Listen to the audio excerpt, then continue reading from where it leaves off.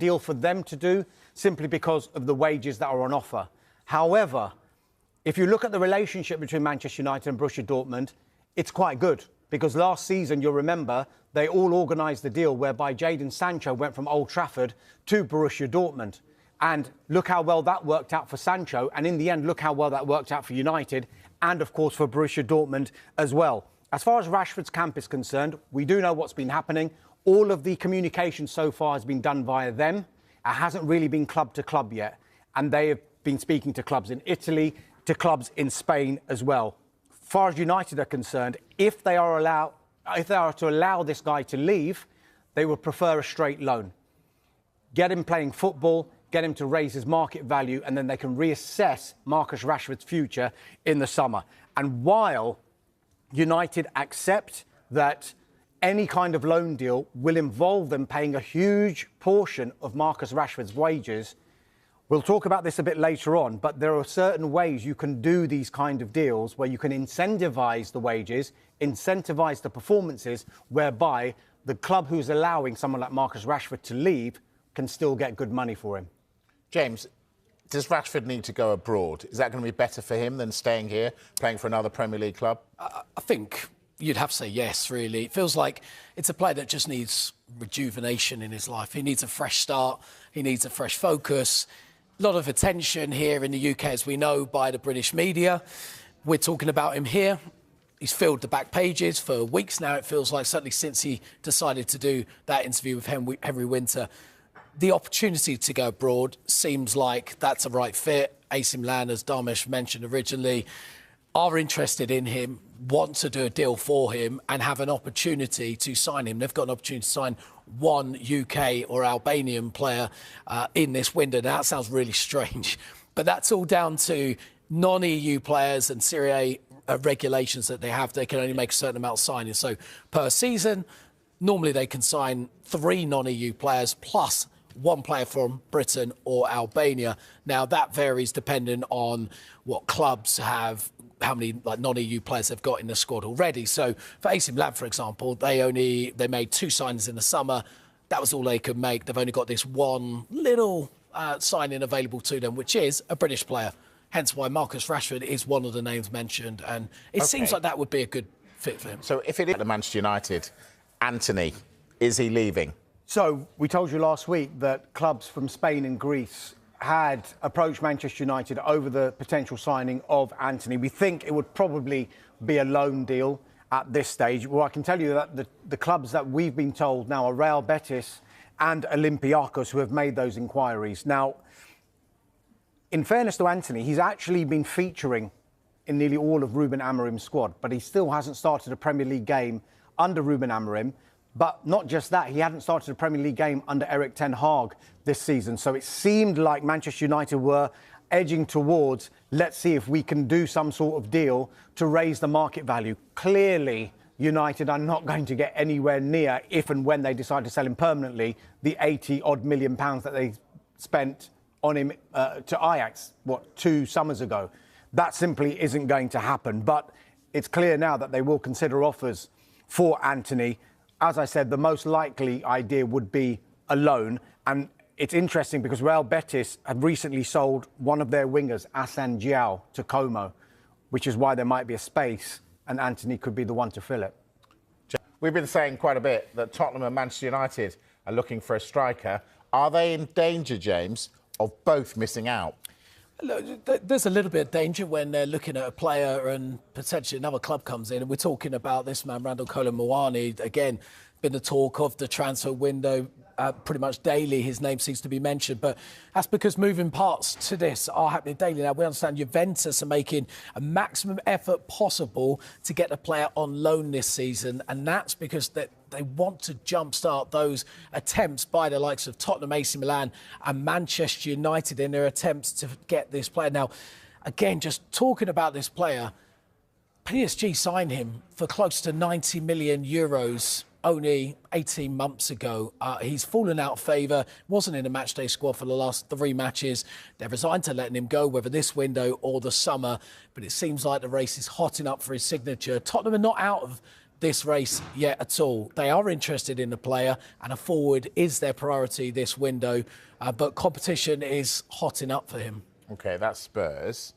Developments involving Marcus Rashford. AC Milan are expected to formally approach Manchester United over the signing of the forward. So far, Flex, it has all just been hearsay, really, and an interest, but now we're hearing there might be a formal approach. When you look at all the options that we've heard in terms of interest, a bit from Italy, Como potentially interested, Dortmund have shown interest, West Ham in the Premier League. When you look at all those options, is this starting to look the likeliest and best fit for everyone? Yeah, I think so. In my opinion, when I've started to look at some of the clubs that have been involved in potentially signing Marcus Rashford on loan in this window, AC Milan was the one that stood out to me as a fan and sort of looking at it from an economical perspective as well. Of course, there are a lot of clubs who can't afford to take Marcus Rashford, which was always going to limit the amount of options he was going to have during this window. And Manchester United were always going to have to look at just how much they would probably have to subsidise in his wages, at least until the end of the season, with Marcus Rashford on a reported £300 a week, £300,000 a week, a little bit more than 300 quid a week. Making a fortune. But the way he's been playing, you know, but £300,000 a week, yes. There's not many clubs who can subsidise that, and Manchester United would have to fork out probably at least, as a minimum, half of that.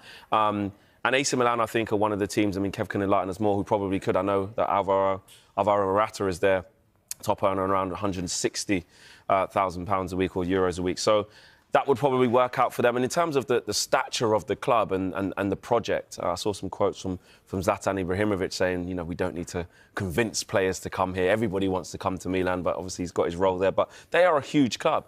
And, you know, you look at Tomori there, you look at Ruben Loftus-Cheek there, Tammy Abraham's there, some English lads there that Rashford could, you know, get acquainted with and get his feet under the carpet. And some really good players there. So I think that could work for Rashford.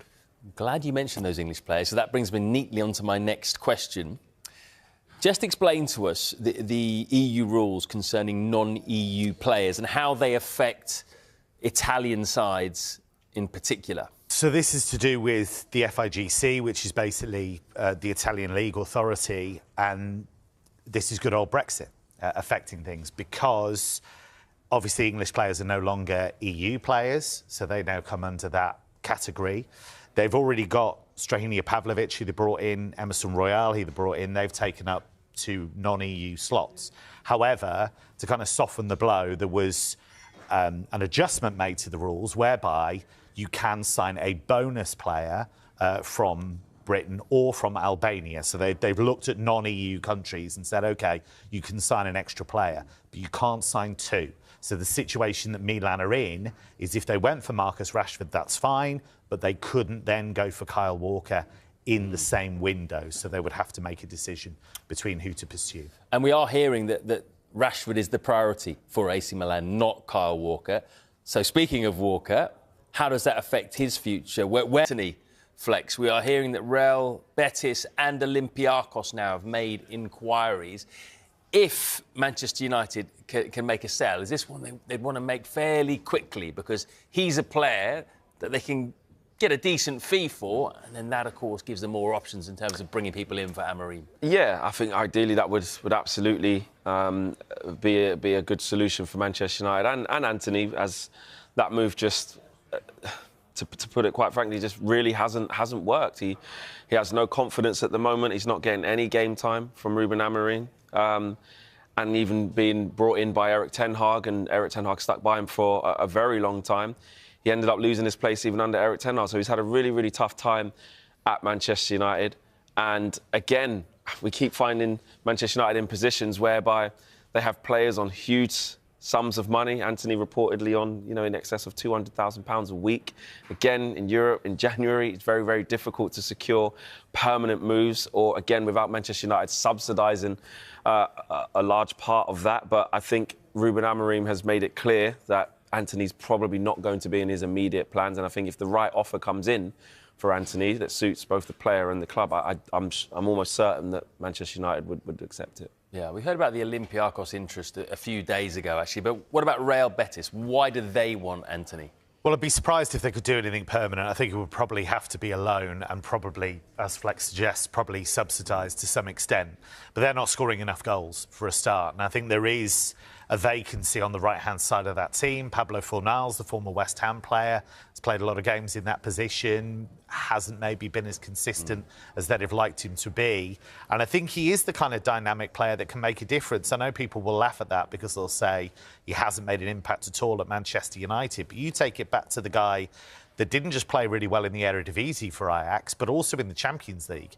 I think that was the reason many people, including myself, thought this would work because he'd done it at a higher level in the Champions League. So for Betis, if they could bring him in on loan, give them a boost, get a few more goals in, creative-wise, I think that would help.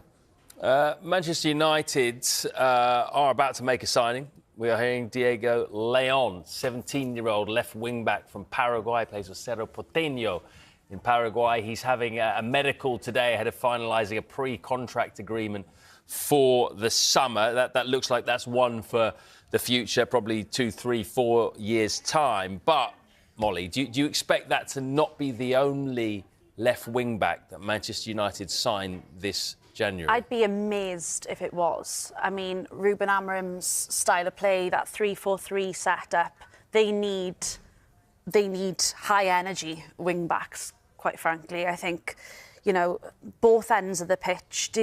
Diogo Dalot did a good job, in fairness, against Liverpool at Anfield, but I can't see him occupying that position on a full-time basis.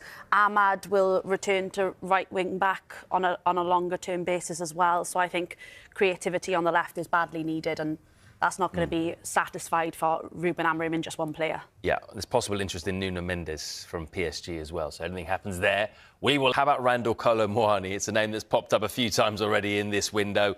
We're hearing Manchester United and Spurs have shown interest. But Juventus seems to be quite confident about getting over the line. Are they in pole position?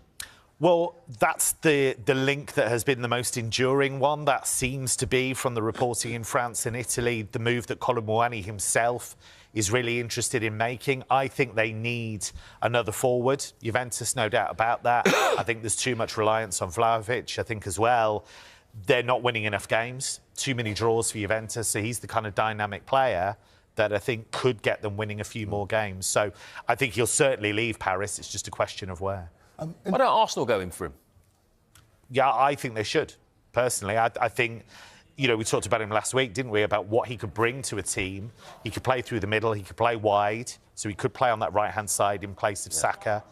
And I'm really surprised that Arsenal haven't even explored it, or at least we don't know that at this stage. Might done. Is that the question you were going to ask? I was just going to ask, in terms of Kolo Muani, we've heard a lot about him being multifaceted. He can play in multiple positions. For Arsenal, I think what they're crying out for is a definitive striker and a definitive player who can play on the left-hand side in terms of their strongest lineup. What is Kolo Muani's best position? Because we've seen him play in multiple positions, not just for France, but also for PSG. I think if you look at the way that he plays, there's a lot of movement across the line anyway. And I think even when he's played up front for Eintracht Frankfurt, for example, a lot of that was moving into wide areas as well. So he's not a focal point per se. You wouldn't just shove him up there and, you know, expect him to just kind of lead that line in that way. But I just think he's a top player. And I think at Paris it hasn't worked out. Luis Enrique doesn't fancy him. And so he needs a move. But I still believe the talent is absolutely there. Manchester United may need to get the approval of Jurgen Klopp to sign their replacement for Marcus Rashford after reportedly lining up a move for a Red Bull Salzburg forward. Klopp, who spent nearly 9 years in charge of Liverpool before leaving in June 2024, began his role as Red Bull's head of global soccer in September. The German oversees the Austrian energy drink manufacturer's football portfolio across the world, which stretches from RB Leipzig in the Bundesliga to Bragantino in Brazil. That includes looking after affairs in Salzburg, with the Austrian side boasting one of the best scouting systems in Europe after unearthing gems such as Erling Haaland and Naby Keita in the past. And it seems the 56-year-old could have some say in United's 2nd January transfer after the Red Devils registered their interest in signing Nene Dorgales. The Malian winger has scored 11 goals in 57 appearances for Salzburg since making his debut in 2019, including in 14 games this term. And the 22-year-old has been attracting interest from several European clubs, not least United, who are looking to strengthen on a tight budget in January.